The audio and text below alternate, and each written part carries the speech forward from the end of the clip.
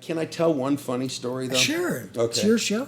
I got to tell this because the late, great Gene Eugene was just so funny. And the first album, he really hated my guts. When Terry called him and said, we're gonna go work on the new Deliverance record, he was like, no, I'm not working with that kid again. He goes, I can't stand that kid.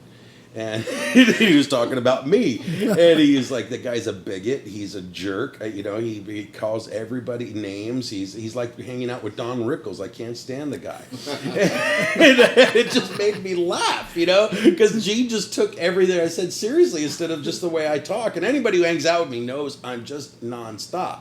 So he came back, and now when we were finishing doing the Deliverance Stay of Execution record, we were talking about album covers, and I wanted something kind of artsy-fartsy to go along with the music. And Gene, making fun of us because we were metal, said, oh, why not have a guy in an electric chair? And he's like this skeleton, And I go, well, that's actually been done. Metallica's done that. And he's like, oh, well, maybe have that same scene, but now this skeleton guy's on the phone, and he's the governor, and he has a governor's hat. Stay of Execution. And I kind of just looked at him, and I just ignored him, and we just moved our way.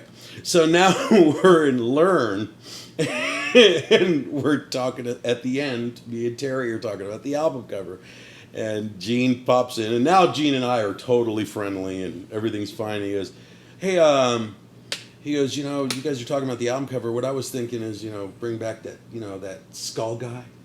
And he goes and have him like teaching he's in like a master's professor's robe, and he's teaching a classroom full of demons and ghouls, and he's pointing to the chalkboard, and it says "Learn." And we all started laughing, but he called him that skull guy.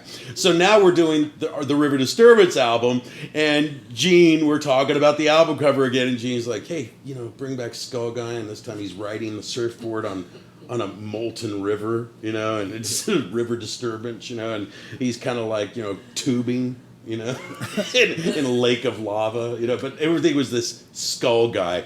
And it's because he associated anything with metal to have to do with skulls. So I thought it was kind of funny. So think about the skull guy pointing to a chalkboard that says "Learn."